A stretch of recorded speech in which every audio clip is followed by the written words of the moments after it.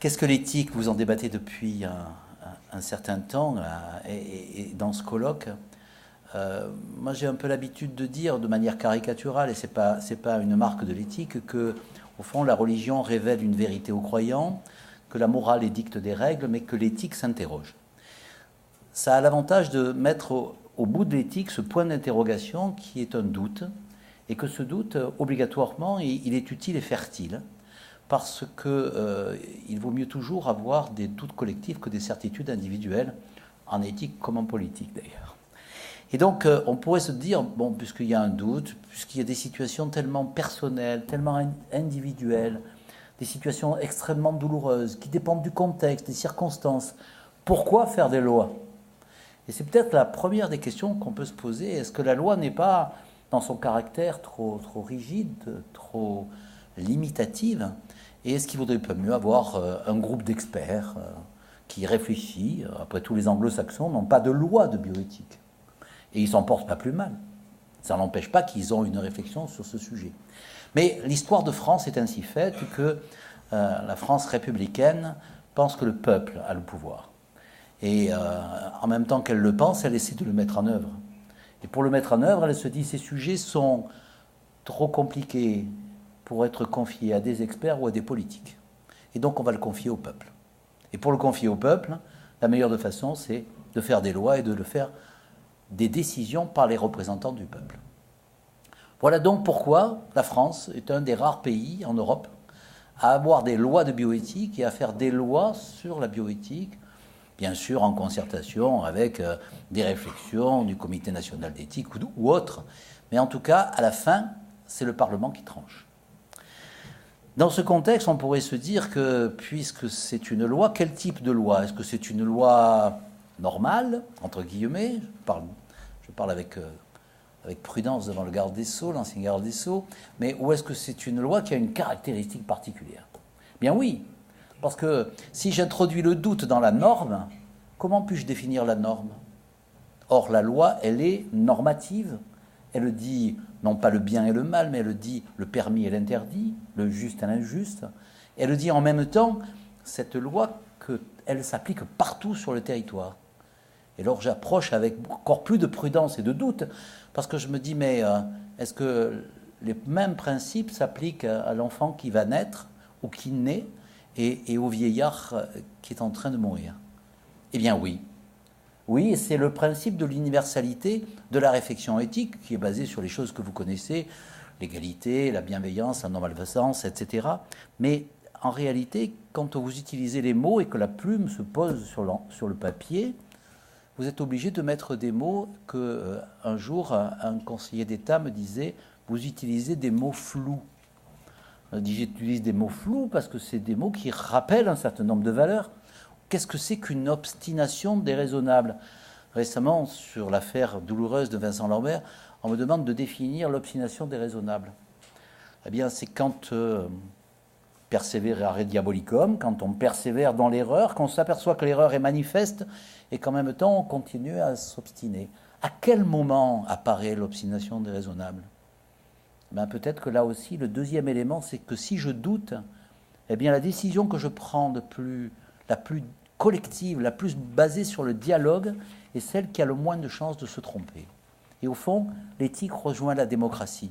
Elle rejoint la démocratie en ce sens qu'il n'y a pas un qui sait et qui impose, il y en a plusieurs qui doutent et qui décident dans la moins mauvaise solution possible. Pourquoi la moins mauvaise solution possible? Y aurait-il pas une bonne et une mauvaise solution? Non. Il n'y a pas une bonne et une mauvaise solution parce que l'éthique se différencie, vous le savez, se différencie d'une réflexion philosophique éthérée. On n'est pas en train de prendre une tasse de thé en disant « Et qu'est-ce que tu penses de la dignité humaine ?» Eh bien, moi, je prendrais plutôt la définition ontologique. Non, c'est pas ça. L'éthique, c'est des techniques nouvelles, la modernité du monde, des sciences qui progressent, qui nous mettent dans les mains des outils et des moyens. Et la réflexion, elle est toujours la même. Est-ce que je peux utiliser cette force? Est-ce que tout ce qui est techniquement et scientifiquement possible est-il ou non humainement souhaitable? Et cette situation-là, elle est d'autant plus aiguë qu'on est au XXIe siècle, parce que Vincent Lambert, Vincent Humbert, il y a 30 ans, 40 ans, on ne se poserait pas la question. On ne se poserait pas la question pour la bonne et simple raison, c'est que ces jeunes hommes seraient morts sans que l'on puisse faire quoi que ce soit. Et donc, la nouveauté, c'est que plus nous allons avancer dans les techniques humaines, et plus nous allons avoir à nous poser la question. Je sais le faire, j'ai la capacité de le faire techniquement et financièrement, est-ce que je dois le faire humainement? Et le deuxième élément qui arrive en sus, c'est que nous ne sommes plus dans le dialogue singulier du médecin qui rencontre le malade avec qui on a un échange de deux consciences et de deux confiances, et dans lequel on dit « et vous en pensez quoi ?» Il n'en pense plus rien, parce qu'il est inconscient. Et donc il faut décider pour l'humain, à la place de la personne humaine, sans qu'il puisse exprimer sa volonté, et en essayant de dire l'impossible, c'est-à-dire qu'est-ce qu'il aurait voulu, qu'est-ce qu'il aurait souhaité. Et donc, si je ne peux pas le dire, je suis obligé de référer à l'universel et à revenir sur la personne humaine. Qu'est-ce que je dois faire, moi, en tant que personne, vis-à-vis de cette personne humaine dans sa grande vulnérabilité? Et c'est pour ça qu'il y a une éthique de conviction qui énonce les grands principes que tous, nous pouvons mettre sur une feuille de papier, mais il y a une éthique de responsabilité. L'éthique est un praxis, c'est une pratique. Et donc, à un moment donné, je dis je l'opère ou je ne l'opère pas. À un moment donné, je dis je fais telle technique ou je ne la fais pas. À un moment donné, je dis on permet de travailler sur la recherche sur l'embryon ou je ne le permets pas. Et donc, au bout de cette décision, qui est forcément binaire, il y a cet décalage entre la pensée conceptuelle et l'obligation d'appliquer au cas par cas et dans des circonstances particulières des choses sur des valeurs immuables, mais qui s'appliquent en particulier sur une personne humaine et dans des circonstances particulières. Le deuxième élément, c'est que l'éthique est un conflit. Éthique est un conflit de valeurs. Il n'y a pas le bien d'un côté et le mal de l'autre. Il n'y a pas les progressistes d'un côté et les moralistes de l'autre. Il n'y a pas les bons et les méchants. Il n'y a pas les rouges et les bleus, comme le disait élégamment tout à l'heure Dominique Perben. Non. Il y a simplement des valeurs qui se confrontent. C'est un peu idiot de penser d'ailleurs que les valeurs se confrontent. On a toujours l'impression que le pilier républicain est basé sur des colonnes et que ces colonnes sont à la fois équivalentes et pas du tout antagonistes. Oui, elles sont antagonistes et parallèles. Parce que si vous lisez l'égalité, la liberté et la fraternité, vous verrez vite qu'entre la liberté et l'égalité, il y a un positionnement du curseur. Et selon que vous poussez le curseur très loin vers la liberté, eh bien, vous arriverez à la phrase de Rousseau qui disait des loups libres dans les bergeries. Libre, qui est libre? Sûrement pas le mouton. Et donc, effectivement, la loi, elle est là pour protéger de la liberté, mais en même temps en laissant la liberté. Qu'est-ce que c'est cette liberté en éthique? C'est l'autonomie. L'autonomie de la personne. L'autonomie, c'est « je ». Et la personne autonome, elle dit « moi, je veux » et « moi, je ne veux pas ». Mais en face de cette autonomie, il y a, dans le principe républicain, l'égalité, et la liaison entre les deux, c'est justement cette fraternité. Et si on veut trouver l'équivalent de l'égalité ou de la fraternité, c'est cette vulnérabilité, cette attitude du fort envers le faible, de Lacordaire qui disait « la loi protège le faible du fort, le pauvre du riche », sinon elle n'a pas de sens. On ne protège pas les tigres des gazelles, on protège les gazelles des tigres. Et donc, la véritable équilibre à trouver, c'est cet équilibre entre deux valeurs qui sont fondamentales dans notre République, la liberté et la fraternité, liées par l'égalité. Et la fraternité, elle se fait vis-à-vis du plus faible, du plus vulnérable. Et le plus vulnérable dit « je veux ». Et heureusement qu'on lui fait émerger du fond de sa vulnérabilité cette volonté, cette autonomie. Mais comme me le disait un médecin de soins palliatifs, je fais toujours ce que le malade ne veut pas. Le matin, je passe et je lui dis « bon, on va se laver ». Il dit « non, je ne me lève pas et je ne me lave pas ». « mais si, on va se laver ». Et ensuite, je lui apporte à manger et je lui dis « maintenant, on va manger ». Il dit « non, je n'ai pas envie de manger ». « Si, on va un peu manger, on va manger ensemble et on va discuter ». Tiens, curieux cette façon d'imposer aux vulnérables ce qui est une faute, mais en même temps respecter son autonomie, ce qui est aussi, dans ce cas particulier, une faute, parce qu'il viendrait quelqu'un et qui dirait « moi, la vie ne m'intéresse plus, je veux mourir ». Eh bien, je vais t'aider. Où est la vulnérabilité et où est la liberté? Il est d'ailleurs curieux que dans nos hôpitaux français, lorsque quelqu'un se suicide, on le réanime. Et même s'il arrive dans le coma, on ne lui dit pas « est-ce que vous voulez qu'on vous réanime ?» On ne le réanime pas, on le réanime. Est-ce qu'on a raison?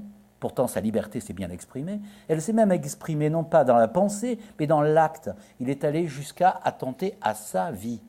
Et pourtant, je le sauve contre son avis. Comme j'empêche la personne de se droguer, comme j'empêche la personne de se prostituer. Tiens, c'est curieux que je sois à la fois français et défendeur de la liberté et qu'en même temps, j'entrave la liberté individuelle sur des choses de ce type. J'imaginais un jour que, dans un petit livre où je me suis un peu amusé à écrire des choses facétieuses, qu'en sortant d'une réunion comme ça, vous auriez quelqu'un de très très riche et qu'on soit en 2060. Et il n'y a plus de sécurité sociale, vous payez en roubles. Moi, je pense toujours que les riches sont russes parce que chez moi, sur la Côte d'Azur, les Russes sont riches. Donc, voilà. Alors, il y a un Russe qui vous attend là, il a une Rolls blanche. Et il vous dit, je viens de décoder votre code génétique et je sais très bien que vous êtes compatible avec moi. Vous avez 2 reins, je vous achète votre rein. Et alors on se dit, bon, ben, après tout ce rein, il est à qui? Bien à moi, oui. Voilà. Et il vous met 2 millions d'euros. Et vous réfléchissez un peu quand même, parce que vous vous dites, je ne suis pas achetable, mais quand même. Vous rentrez chez vous, vous tapez sur l'ordinateur et vous voyez que la néphrectomie, l'ablation du rein, c'est 0,1% de mortalité. Et que votre vie après l'ablation du rein, si vous êtes en bonne santé, elle est à peu près équivalente à celle d'une vie normale avec les 2 reins. Et vous vous dites, peut-être, et à ce moment-là, le téléphone sonne, et il vous dit 4 millions d'euros. 4 millions d'euros, vous craquez tous, là, je sens bien. Bien, pourquoi je ne peux pas? Pourquoi je ne peux pas? Voilà. Bien, je ne peux pas parce que ce rein, il est à la fois à moi, mais en même temps, il est dans un lien de dignité humaine. Et si moi, à titre individuel, je vends mon rein, je vends tous les reins de la terre, je vends toute l'humanité qui est en moi et qui ne m'appartient pas, ou plutôt que j'ai collectivement avec l'humanité. Et donc, je suis en fracture avec ce que je pense de l'humain. Parce que l'humain n'est humain que parce qu'il a bénéficié de l'amour et du savoir des autres, qui se propage d'homme en homme et qui fait en sorte que nous soyons une humanité en marche. Je n'aurais pas dû dire cette phrase.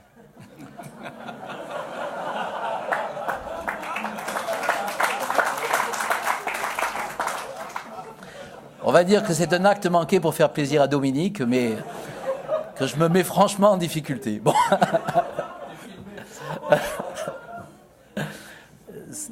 Les gaffes, quand on les fait, il faut les assumer complètement. Voilà.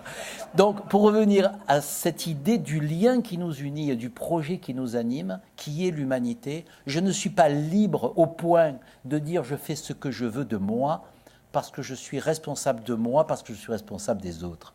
Et c'est ça la force de notre humanité. Et donc, dans cette éthique de vulnérabilité, de fragilité, qui est la marque de l'humain, et cette éthique de liberté et d'autonomie, qui est aussi la marque de l'humain, je suis en conflit perpétuel. Et c'est la raison pour laquelle, du fond de l'Alzheimer, qui ne reconnaît plus personne, je dois essayer de faire émerger sa part d'autonomie, sa part de vouloir, sa part d'être volontaire. Mais en même temps, cette personne qui vient et qui me dit « je veux pour moi », je dois aussi lui dire « je te protégerai peut-être aussi malgré toi ». Et cette façon de raisonner, c'est effectivement une façon très républicaine et humaniste qui est porteuse d'un projet éthique. Enfin, pour terminer, vous direz qu'il y a 2 éthiques au fond, puisqu'on a dit qu'il y avait une éthique de la vulnérabilité, une éthique de l'autonomie. L'éthique de l'autonomie, c'est Prométhée. Prométhée va conquérir le feu des dieux. Il est le premier humaniste. Il est l'homme qui dit les hommes sont mieux que les animaux. Et comme Camus disait, l'homme, c'est cette chose qui abat toujours les tyrans et les dieux. Et il abat donc les tyrans et les dieux en prenant le feu et en le donnant aux hommes. Et qu'est-ce que c'est que le feu, si ce n'est la technique? Et qu'est-ce que c'est que la médecine moderne et la technique moderne, si c'est ce feu des dieux que nous avons dans la main et qui, malheureusement, de temps en temps, nous pousse à l'orgueil, à l'hybris, qui est grec, qui nous amène à aller au-delà des limites et à nous prendre pour des dieux. Et ça, bien Prométhée est enchaîné pour ça. Et on lui dévore le foie régulièrement, quotidiennement, qui repousse, parce que dans la Grèce antique la pire des choses. Et ce n'est pas inintéressant dans la vie, la destinée et la mort. C'est la chose qui se reproduit éternellement, le tonneau des Danaïdes, le rocher de Sisyphe, la douleur de Prométhée, etc. Et puis il y a une autre image qui, à mon avis, dans la Grèce antique est forte, c'est l'image d'Ulysse. Ulysse est un homme comme vous et moi, comme les femmes en sont aussi, c'est-à-dire plein de fragilité, de vulnérabilité, de sublime et de sordide. Il tue lamentablement et avec violence, mais en même temps, il a au fond du cœur le désir de revenir chez lui, dans son foyer. Et Ulysse, un jour, arrive dans une île qui s'appelle Calypso. Calypsos, en grec, ça veut dire caché. Et dans cette île cachée, il y a une déesse, une femme extrêmement belle et extrêmement jeune. Et elle lui propose la jeunesse éternelle et l'immortalité. Vieux mythe humain, qui remonte aux Babyloniens, dans lequel comment puis-je ne pas vieillir et ne pas mourir ? Parce que c'est bien sûr la question existentielle. Il lui dit non. Il lui dit non alors qu'il l'aime, alors qu'elle est belle, alors qu'elle est jeune, alors qu'elle est déesse. Et effectivement, le collégien que j'étais, je ne comprenais pas très bien le choix un peu stupide d'Ulysse. Voilà. Mais il y a des choix qui sont quelquefois à l'inverse de la rationalité, parce qu'ils sont justement éthiques. Et Ulysse se met à pleurer sur le rivage. Il regarde la mer et il pense à Ithaque, à son foyer. Il pense à... J'allais dire encore une chose qu'il ne fallait pas dire. Voilà. Il pense à sa femme. Et pensant à sa femme, elle a quand même son âge, 45, 50 ans. Et il préfère retourner chez lui dans son foyer plutôt que de rester avec cette beauté étincelante. Et Homère dit, Ulysse regarde sa terre. Il veut retourner vers sa terre et c'est mort. Camus, qui interprète ce texte, dit finalement, nous avons oublié notre fierté qui est la fidélité à nos limites. Eh bien, peut-être que la force, justement, de la conquête de la technique et de la science doit être limitée par cette fierté d'être fragile, de savoir que la mort fait partie de notre destinée et que cette fragilité, si nous la supprimions, nous ferions non seulement une erreur dans l'orgueil, mais aussi nous ferions une erreur dans l'humain, parce que justement, dans l'humain, tout ce qui est fragile, qui passe, ça fait partie des choses qui ont une valeur. La démocratie, c'est fragile, la vie, c'est fragile, l'enfant, c'est fragile, le vieillard, c'est fragile, et tout cela a une valeur à cause de cette fragilité. Merci de votre attention et merci de ne pas m'avoir fait les gros yeux, parce que j'ai l'impression d'avoir un peu dépassé...